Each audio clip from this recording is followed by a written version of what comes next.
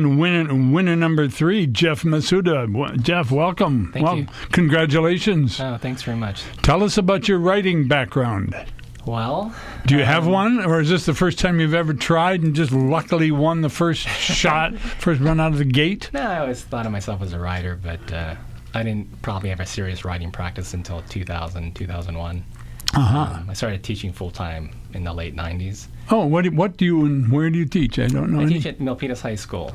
Oh, and what do you teach? I teach English. My goodness. So anyway, I was starting there. I never really considered myself a fiction writer. And then I worked with some colleagues, John Ribovich, Larry Whalen, Lillian Bogovich, and they were actresses and producers and directors and writers, and they were working full-time. And it was pretty inspiring to be around them and think that, I could participate in that community too. Sure. So I thought I was being lazy. So I started writing more seriously.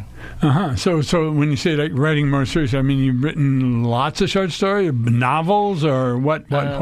Yeah, a lot of short stories since 2001.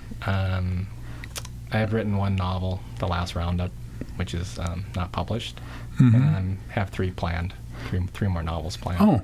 Oh, really? That's ambitious. Yeah, great. I'll tell you what your story is entitled 5 Mile Radius. Right. Why don't you go ahead and read it, and we will just sit here and listen. 5 Mile Radius. The small hurts compounded like the wrinkles on his aging face, although he tried not to take things personally. His friend, more versed and wise in all things related to the internet, said, "Sometimes you hear something, sometimes you don't. Don't worry, you'll never know why."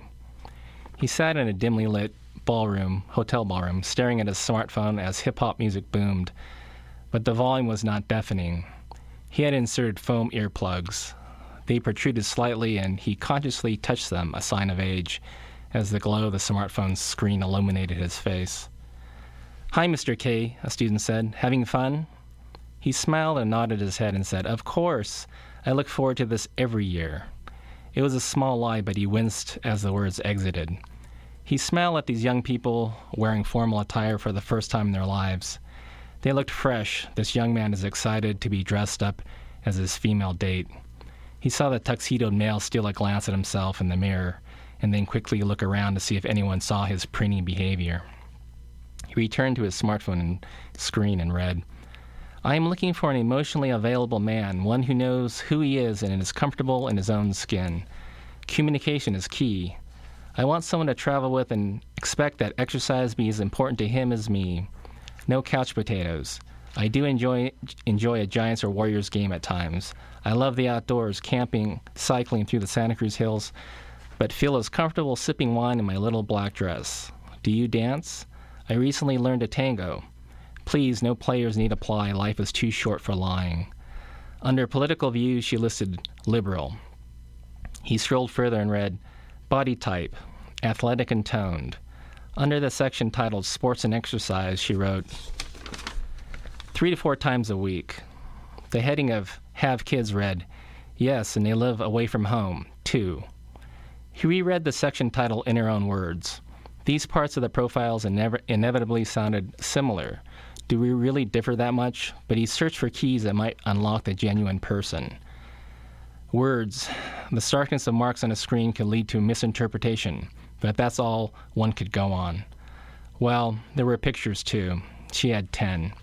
He clicked through them, and she appeared very different in each, a sign they were not all recent, therefore chosen from times that portrayed her in the best light. At least they were not pictures of animals or sunsets or inanimate objects. He longed to see the person. A warm confidence washed over him. Maybe. He skipped down to the What She Is Looking For section and read Income. 150,000 plus. He sighed in defeat. Like a boxer, he shook his head and rose from the canvas. The entire heterosexual female universe was seemingly ready to hit the gym or dance floor, loved nature, hiked, kayaked, loved jeans but felt equally comfortable in a gown at the symphony.